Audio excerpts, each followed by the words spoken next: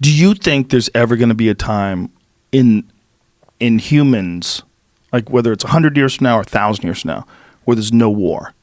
Yes. Yes, I do. How do you see that happening? Well, it's going to start with cop cars with flags on them. And then they're going to patrol around. I think it would be technology. And I think it's a matter of everybody becoming more comfortable. If you can have people, this is like a Thomas Friedman idea that if you want to stop like people fighting in the Middle East, give them all the comforts of a good society. Let them be able to go eat McDonald's and sit in a coffee shop, and all of a sudden you don't want to fight as much. And that means prosperity, that means popping. So I think technology, if you can bring more water to people and there's less suffering, if climate change doesn't ruin all of that, I think if you can prop these people up and give all these people, if they can rise, then there's no sense. I mean, we're at a point now where there's fewer wars than ever before on the planet. Sure. So we're headed in that direction, so I don't see why not. Well, as a thought exercise, let's look at it this way. What makes anybody decide to act as a group?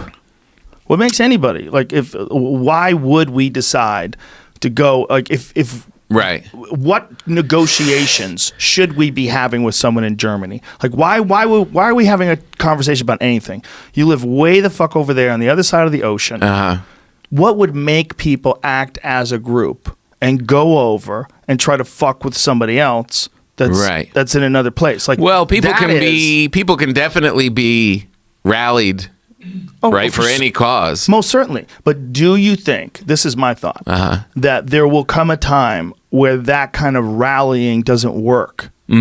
That people will stop believing. I mean, this is one of those very bizarre ideas that the systems that we've established for human civilizations, whether it's countries or cities or continents, whatever it is, that these systems, once all the boundaries that kept people from freely traveling, once those are dissolved, it's all broken down. Like, no country anymore. The only thing that's keeping it together now is the fact that it's air travel. So they know when you're coming in. They get to check your papers. Right. Oh, you're flying in from overseas, are you, Mr. Papa? Well, there's only one way, motherfucker.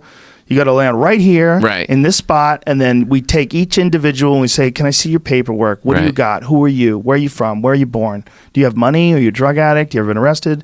And they're allowed, they could still do that way. If that didn't exist, if it was way easier to go to Germany, like if there was a technology that would allow you, like a person like you or me, the same way we could drive places, we could just fly into somewhere and land anywhere. Yeah. You don't have to go to a fucking specific location like an airport or get funneled through a road that takes you to some, like some checkpoint station, like when you're trying to drive from Mexico. Open borders. Just if people could fly. Yeah. If people flew anywhere they wanted to go. Like if that technology existed, good fucking luck keeping people from coming into your city. Good luck. All those rules are out the window.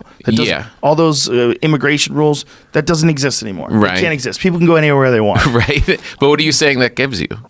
Well, it gives you the interaction with human beings, like in a way that you won't be able to get them as a group as easily to go after another group. Right, because now there's no country, basically. There's no like thing we're not part of this that has to go fight that. Right, we're all one now.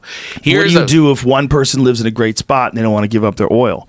Right? Then it becomes a problem. Right. Like, come on, guys. Resources. We're all in this together. Those people in Alaska, they got all that fucking oil, bro. Here's two things, though. Here's two things of why it might not work. One's technology. There's probably 2,000 things. Yeah, but only two that I can think of. Okay, let me hear it. One, Italians are Italians and Germans are Germans and Mexicans are Mexicans, and you get around your people and you feel it and you know it, and I know who you are, and we're part of that tribe and we're part of that thing. And it doesn't matter that we grew up somewhere. I just know you as an Italian and I'm an Italian and I am with you. And that is very different from that Turkish guy over there. That thing, that very human thing, chemistry thing of your own blood, your own thing, I don't think that's going to go away for... Bro, you're old school and you bake bread, okay? I do. I think you're talking nonsense. You're really into old-timey things. You're into old-timey things. I do love old-timey things. If they could fix your eyes without glasses, you'd be like, nah, I like the glasses. They make you feel like I'm thinking. I put them on. I'm getting ready to go to work. I like it. But I think that's a real thing. I like my horse.